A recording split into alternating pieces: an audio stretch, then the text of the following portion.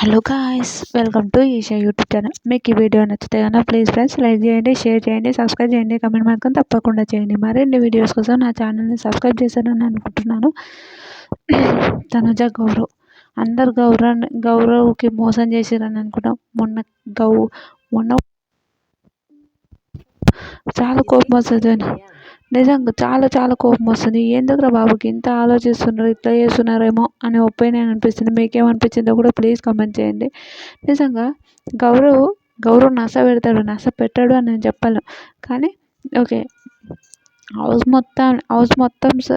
మొత్తంలో వీళ్ళు గౌరవ్కి తనుజకి ఎందుకు గొడవ అయిందంటే, ఓకే గౌరవ్ అంటాడు, ఓకే ఒకసారి ఆమె తీసుకొని ఒకసారి నువ్వు నాకు కూడా సేఫ్ కార్డ్ ఇవ్వచ్చు కదా, సేఫ్ కార్డ్ ఇస్తే నేను ఓకే కదా అని అనడంలో తప్ప గౌరవ్ది. ఎందుకు వీళ్ళు ఇంత టూ మచ్గా ఆలోచిస్తున్నారు అనే ఒపీనియన్ అనిపించింది. తెలుగు రాదని అతన్ని ఘోరంగా ఘోరంగా చేస్తున్నారు. అతను ఎంతమందిని మంచిగా గెస్ చేసిండు. దివ్య, సుమన్ అన్నట్టు వీళ్ళే రెబ్బర్స్ అని మస్తు గెస్ చేసిండు. నాకైతే భలే అనిపించింది. కానీ గౌరవ్ని ఎవ్వరు పట్టించుకోవడం లేదు. నాకు అది టూ మచ్ బ్యాడ్ అనిపించింది. నిజంగా ఎంత ఘోరం అనిపించింది అంటే, గౌరవ్ రియల్ కదా, గౌరవ్ రియల్ అయినప్పుడు ఎందుకు గౌరవ్ని కాదు అనుకోవడం ఎంతవరకు కరెక్ట్?